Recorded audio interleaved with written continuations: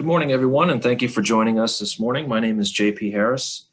I want to thank you for joining us in our fifth and final presentation for 2020. We've got another good group this morning. I feel like if you've attended all five, you should get a fruit basket or something, but we really appreciate your time this morning. To let everyone know, we are recording this session. And if you have any questions, we're going to do our best to answer questions at the end. So please use the Q&A function and we'll get started. I'm going to recap for just a couple of minutes where we've been and how we got to sort of the culmination of our series, which is today's presentation. We started out on October 15th talking about a remote workforce and sort of the new reality that we all live in. And we talked about technology changes brought about by having to deliver our services or goods in a new way and sort of function in a new environment. Tom highlighted some of the particular security vulnerabilities brought about in this new way of doing things.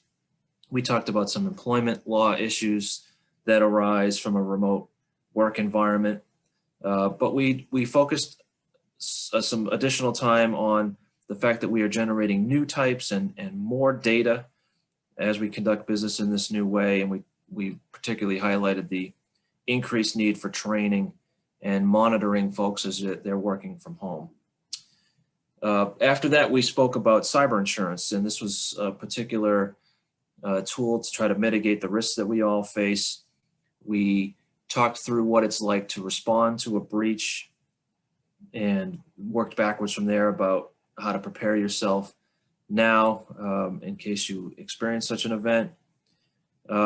We talked about the underwriting process a little bit, and the reality is that if you undertake the tasks that we've tried to identify and highlight in this series, it actually helps reduce the premium. It smooths out the underwriting process, so it might actually save you a little money on the front end. But of course, the whole goal is to implement as many of these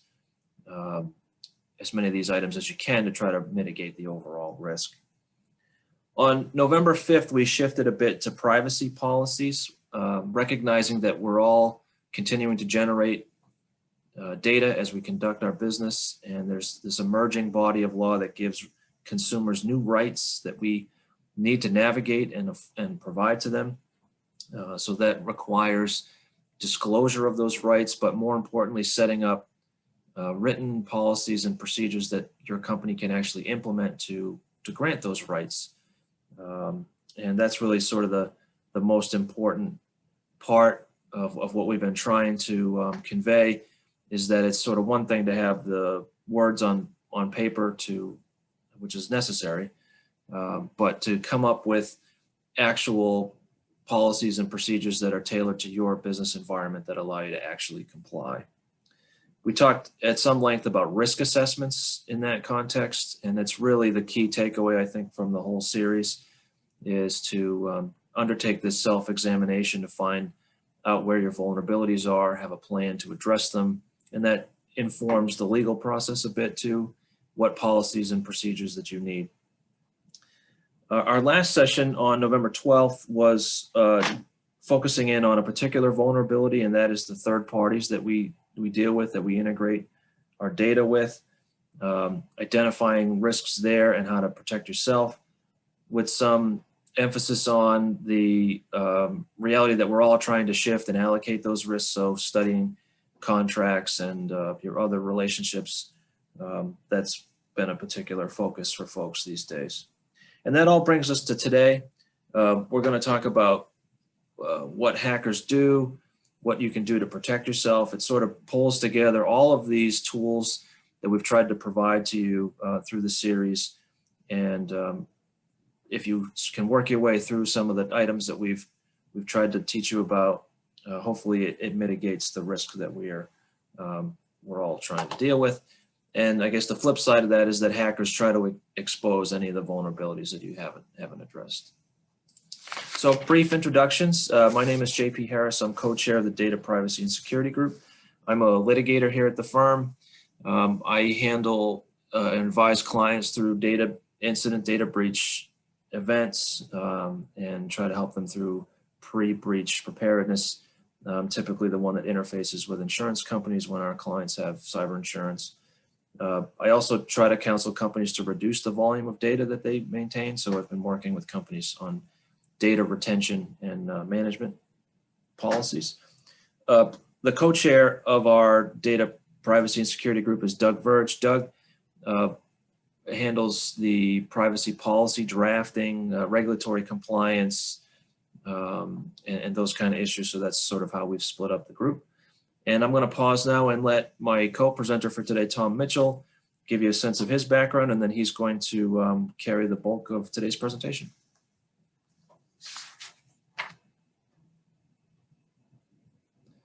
But Tom needs to unmute himself. There we go. All right, sorry about that. So howdy folks, Tom Mitchell. I've been in IT for well over 30 years. I have a background in the Navy and electronic warfare. I've run a managed service, IT managed service company as a COO, and work here now at Sheehan. I've got a background in IT security, and I've earned my CISSP, which is Certified Internet Information System Professional. And I've seen a lot of things over the last 20 years as far as breaches and the way that hackers work. So let's get going on that. Today, why do hackers hack? It's a very simple answer: money. 20 years ago, 30 years ago, hackers hacked for reputation. Today, it's turned into a business, and it is the way that the bad guys earn their money. Just like some bad guys sell drugs, other bad guys steal cars and do other things, hackers earn money by hacking. They steal your data and sell it, or they steal your data and ransom it back to you. Money, it's the key. It's the thing that makes the world go round. All right, so we got a quick survey this morning. Let's see there. What is the primary entry point for bad guys? It should be a pretty easy one for if y'all have been paying attention through the seminars that we've had, but if you're reading anything on internet security, cybersecurity, things of that nature, everybody should know this answer pretty quick. We'll give that, what, 30 seconds there, JP? And then, all right. Very good to everybody that picked your staff. Your staff is the weak point. If we look at the number of breaches that occur on a daily, weekly, monthly basis, and they go back with the data over 10 years for those that are willing to share the information, we see that your staff causes the most issues. It's right at the 70% mark, which is, we got 77% correct on the survey. 70% of most breaches are caused by staff issues, and staff being they go to the wrong place, they download the wrong thing, they click on the wrong link, they fall prey to social engineering, they do a variety of things, and that's what causes the problems and issues that keep me up at night and have kept me employed and busy for years and years. All right, so most common causes of breaches: weak and stolen credentials. Using password 123 has not been an acceptable password for well over 20 years, but yet you can find cases occurring every day where people are still using weak and simple passwords. ABC 123, password 123, things of that nature. Backdoors, app vulnerabilities. That's just people not keeping their machines up to date. That's why hackers rely and prey on that. Malware. Software engineered specifically to attack your machine. Social engineering, you get them every day. Too much access. The IT guy has too much access to your network. The owner has too much access. Insider threats. You have a disgruntled employee, he knows you have data worth selling, and they decide to put it on the internet and sell it. Physical attacks are very rare, and that's usually, bad guys coming in and inserting a USB thumb drive or something of that nature into a machine. And then lastly is improper configurations. That's taking a piece of hardware, plugging it into the network, and leaving the password, the default username and password on it. So holes that we need to close. Staff training, first and foremost. Enforce strict network usage guidelines, limit access to data, encrypt sensitive data, install software updates. There's a whole list here, but these are simple, easy, what we'd call low-hanging fruit things to attack. So let's go into the next one there. Regular, routine, and consistent cybersecurity training. All of your staff, from your newest employee to your most senior employee, needs to be trained constantly, consistently, and repeatedly. Just doing, a 1-hour session today does not make them experts in IT security and they'll be safe forever. Then you need to test the effectiveness of your training. Using KnowBe4 as an example, send fake phishing emails to your staff and see what your click rate is. Set up a password policy and make sure that people are using safe, secure, long passwords. Really, the world today, it's a long password that's not repeated or used anywhere else is the ideal thing, which leads into password managers. Password managers allow us to have 40, 50, 100, 300 accounts and be able to manage all of those passwords and keep them individual and separate, so that if there is a problem and you lose or have your credentials stolen, you can limit it to the scope of one account, not all of your accounts. And then lastly, some form of multi-factor authentication, and teaching your staff how that's valuable and should be used.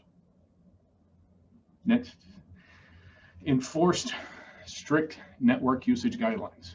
In most small businesses today, anybody can do anything they want on their work computer for any reason with no problems or issues. 20 years ago, you had one internet connection, you might have had one computer that had a dial-up modem, everybody was using AOL. It was a little harder. And if somebody was going to go to the internet and play, everybody kind of knew they were playing. Today, we have to enforce the rules that work resources are for work and not for personal use. Since most people carry a smartphone and most people can access the internet through their smartphone, we should be guiding our employees to using their smartphone for personal use and work resources for work. Tying into that, you need to have an acceptable use policy, and be sure that folks understand there's no rights to privacy on the computer-owned equipment, company-owned equipment. Do not use personal email on a company network. Limit internet access to professional need. So if you have to block internet access for somebody and they don't have a need for it, that's the best and safest thing you can do. And then be sure that folks understand that failure to follow these rules can result in termination. Use and set up groups to manage access to all data. Not everyone needs access to all points of the network. Even if you go through the exercise and you have 50 employees and you only eliminate one from the mix of being able to access certain data, that exercise is worth the effort because it helps you map your data and figure out where the important things are and where the less important data is, so that you can control access to it. If you do get a ransomware event and it attacks your network and it only encrypts 20%, 40%, or 60%, it's better than 100% breach. And then lastly, no one needs access to everything, even your IT staff, but especially company owners who generally think they own the company. Because they own the company, they need access to everything.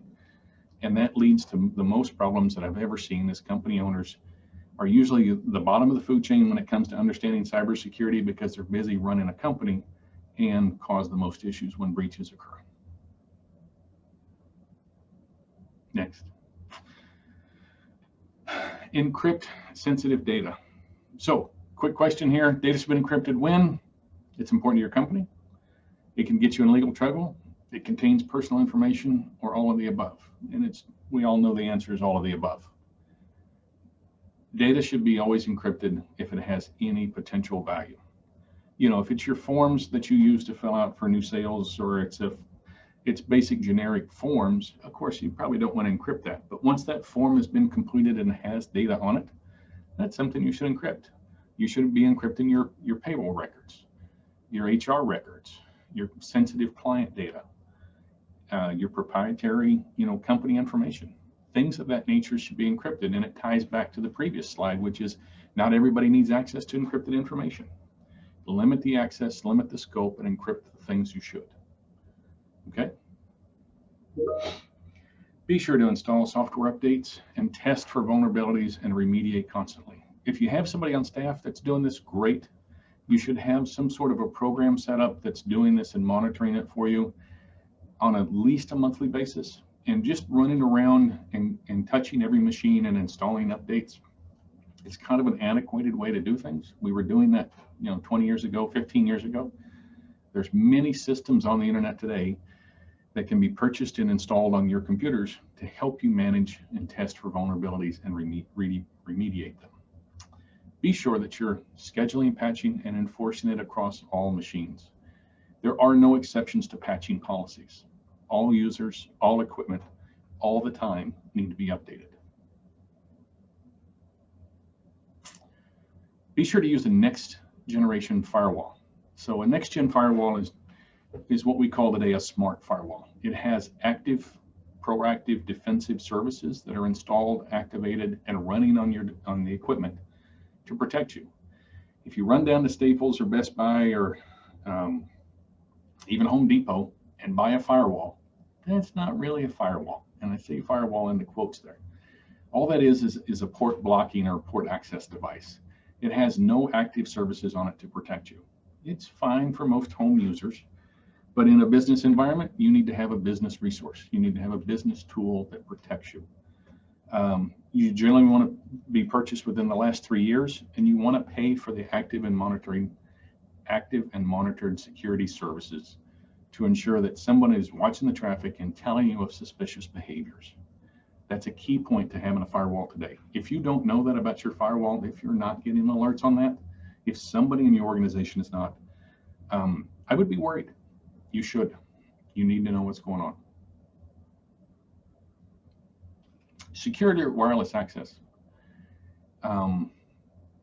This is kind of new in the last, let's say, 5 years. 5 years ago, lots of companies didn't have wireless access. It was an unnecessary cost.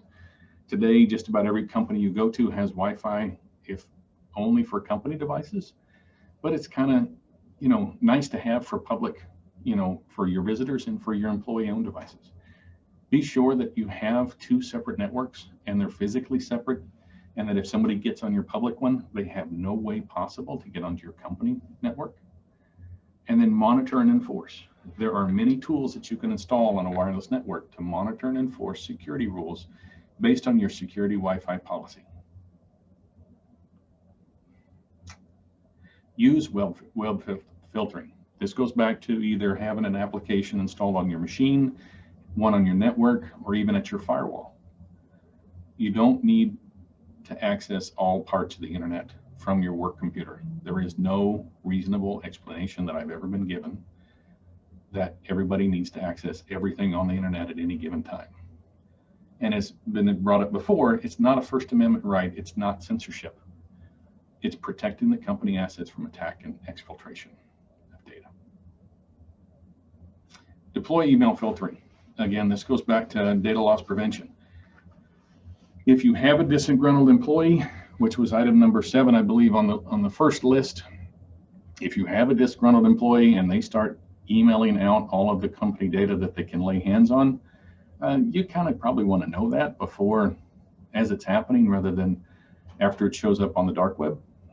So be careful and be monitoring for large attachments on email, unless they're part of your company policy and the way that you operate on a day-to-day basis. Look for company client information. Make sure that you're monitoring for customer lists and things of that nature that are leaving the organization and where they're going. And of course, always PII, personal identifiable information. If the receptionist was to steal the financial records from payroll and start emailing those out, you kind of probably want to know that. If it's HR doing it, that's one thing. But reception, if she doesn't have a reason, then you want to know that too. And then lastly, proper disposal of retired assets. I can't tell you how many times I've gone into organizations in businesses and seen stacks of old computers just sitting in the corner that they're going to take and throw in the dumpster. There's a lot of data sitting on hard drives, tapes, thumb drives, tablets, old smartphones that relate to your company, and it has company information on it, whether it's email, contact records, sales projections, HR files. You never know what you're going to find. The best thing you can do is securely wipe and or physically destroy that media so that nobody could use it against you later. It doesn't cost very much. It just takes some time to make it happen. So please understand that nothing is 100%. All you're doing by following the items on this list is trying to help mitigate at the front end the things that will help protect you. If the bad guys want to get into your company, they will get in. If you become a target for an attack, they will figure out a way. What you're trying to prevent is the drive-by attacks. So good luck. Tom, let me ask you, we have one question in the Q&A that I'll get to in 1 second, but you didn't touch on backups at all. You have any recommendations about backups, particularly as a defense to ransomware? Oh, okay. I'd covered backups in a previous one. So backups, you need to evaluate your burn rate for an hour of your organization and determine how often you need a backup to be completed. For well over 10 years, when I ran an IT managed service company, we were doing backups at every hour, 12 hours a day, 7 days a week. That way we would capture any data. So your backups need to be backed up locally. You need to have an offsite backup, and if you can, have a tertiary, what's called air-gapped backup, which is once a week, once a month, you're making a full copy of all your backups and disconnecting it from any electronic device and putting it in a fireproof device somewhere else. The question that came in from one of our participants, Tom, is any password manager and or multi-factor authenticator recommendations or any to avoid? You get what you pay for. Don't use the free ones, because if we all know the adage, if it's free, then you're the product that's being sold. Be sure you're paying for a reputable one. And I say reputable is, you can very quickly Google this and find the top 5, which are going to be LastPass, RoboForm, Dashlane, 1Password, and there's a 5th one I'm missing. Sorry, but those are simple corporate friendly password management programs that you can use. And you're looking for a corporate friendly one so that you can have a couple central administrators and deploy it across your organization so that you're capturing all your usernames and passwords for all of your employees. Okay. I wanted to make one comment too. Excuse me, Tom, one of Tom's final slides had to do with disposing of retired assets. And I wanted everybody to sort of pause and think about, in the remote work environment that we live in now, do you have a policy or practice with respect to your employees that are working from home and what they're doing with their devices when they need to be retired? Or have you sufficiently accounted for departing employees, for example, collecting data off of home computers or smartphones? Are they trading in their smartphones and just walking into the Verizon store and handing it over to, get the $100 credit? Have you accounted for those? That's a interesting vulnerability. That's a good one. I hadn't thought about that.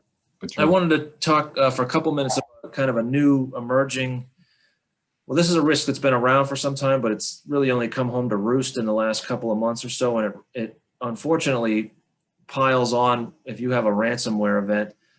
The U.S. U.S. Treasury Department has re-emphasized that there are criminal and civil penalties that are possible if you pay a ransom to a person or an organization that's in one of the quote unquote sanctioned countries, which you see listed here on the slide.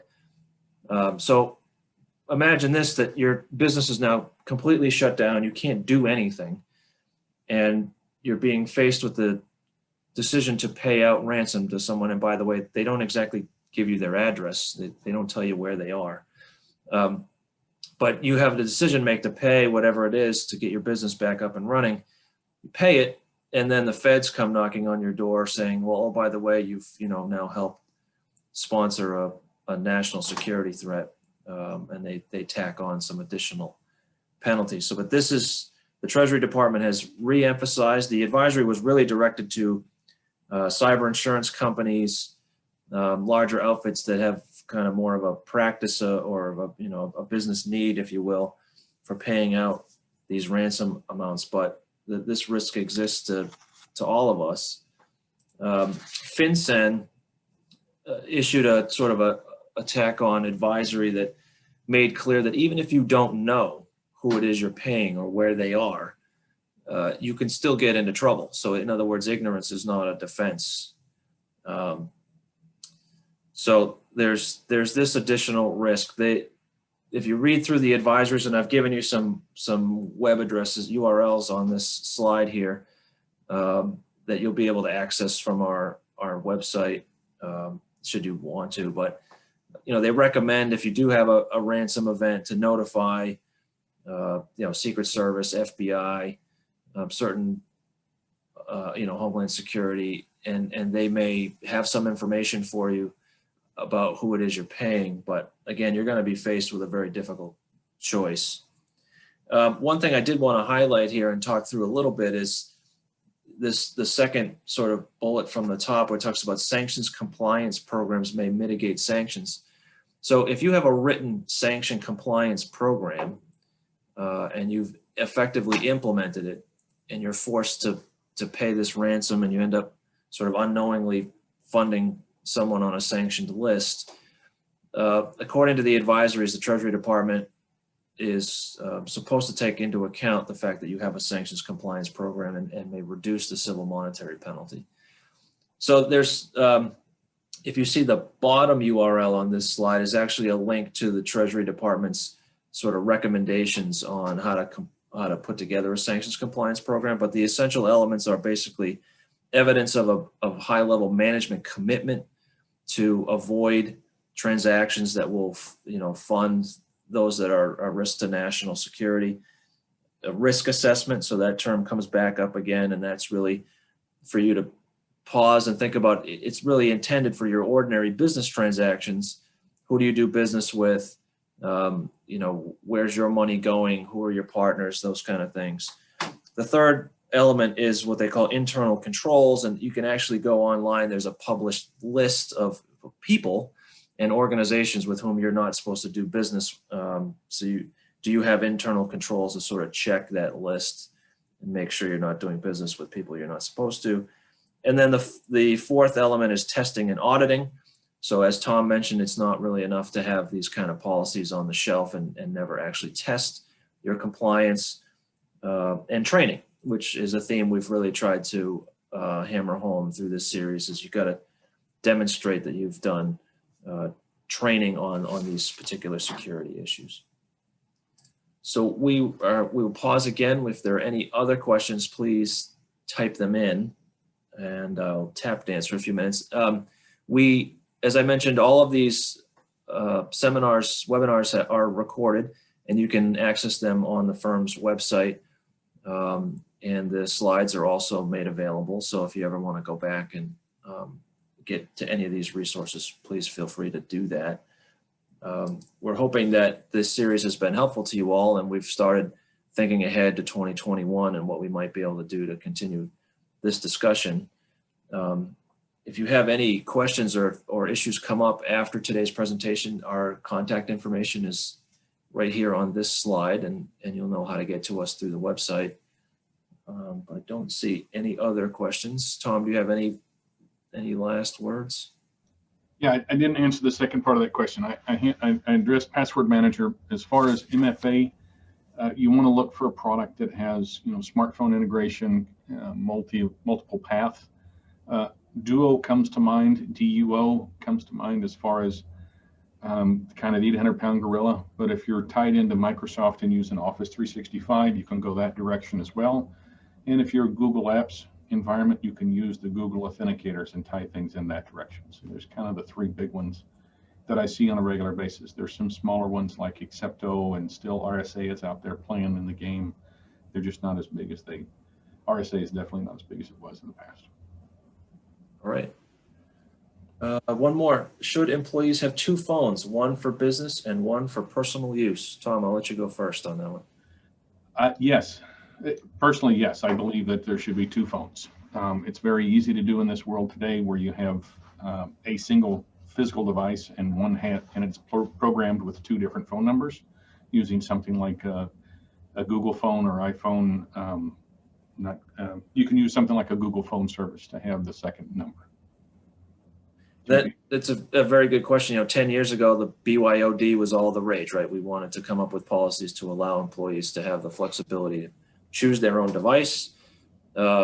And I think over the last couple of years in particular, the security issues associated with trying to, someone in Tom's position trying to manage all these devices is just problematic. So from security purposes, I think a lot of companies are starting to issue company-owned devices that people like Tom can manage more closely. But even if you do allow employees to use personal devices, repeat, you got to have a robust policy that allows you some control over which devices you're going to allow and support, and the ability to remote wipe them, the requirement to notify if you leave it in the taxi cab or whatever, wherever it is, you got to notify your employer so they can wipe it, those kind of things.